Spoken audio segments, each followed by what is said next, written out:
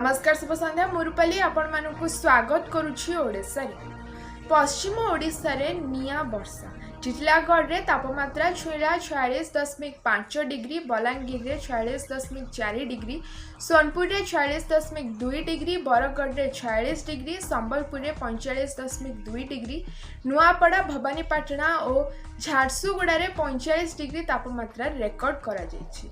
जून रे भी तातिरु मिलिबनी त्राही एने आईएमडी रो विस्तारित परिसर पक्षरु आकलन करा जायछि।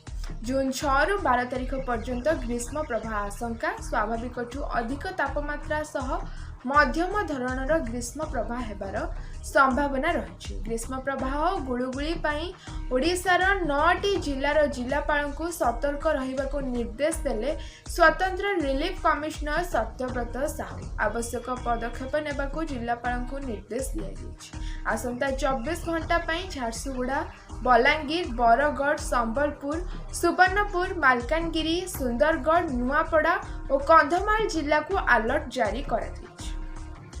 पुरी बाण विस्फोरण घटना रे मृत्यु संख्या 6 को वृद्धि। आज चिकित्साधीन भावे आउ 2 जनकर मृत्यु होइछि। एनी स्वतंत्र रिलीफ कमिश्नर को पक्षरु सूचना दिया जायछि। मृतक माने हेले खंडिया बंधर हेमंत साहू नरेंद्र कोणर 6ष्ठ श्रेणी छात्र सौम्य रंजन साहू और अन्य जने हेले खंडिया बंधर 4 वर्षर नाबालिका समृद्धि साहू। एबे आउ 24 जन विभिन्न हॉस्पिटल रे चिकित्साधीन रहितबा सूचना मिलिछि। पश्चिम ओडिशा रे काली 16 जनक अस्वाभाविक मृत्यु पीक आवर रे काम करिबा जोगु होइथिबा प्रारंभिक सूचना देइछंती स्वतंत्र रिलीफ कमिश्नर सत्यव्रत साहू। साहू कहिछंती जे तदंत कला परे मृत्युर प्रकृत कारण नै स्पष्ट हेबो। मृतक माने पीक आवर रे काम करुथिबा प्रारंभिक सूचना मिलिछि। पीक आवर काम बारण पई जिलापालଙ୍କୁ निर्देश दिया जायछि। जे निर्देश उल्लंघन करिबे आईन अनुसार कार्यानुष्ठान नियाजिबो। दिन 11 रु 3 मध्यरे खरा को न बाहरिबा पई परामर्श दिया जायछि।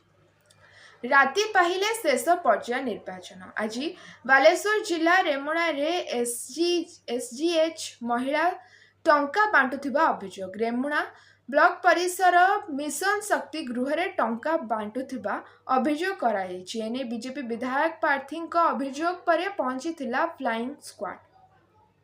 घटनास्थल 3 एसएसजी महिला खसी जाइथिबा सूचना मिली। घटनास्थल एक कला पॉलिथिन रु 500 टंकिया नोट बंडल जबत होइछि। धड़ा कागज उपरे विभिन्न पंचायतर नाम मध्य लेखा जाइछि। जबत नोट रो मूल्य प्राय 1,68,000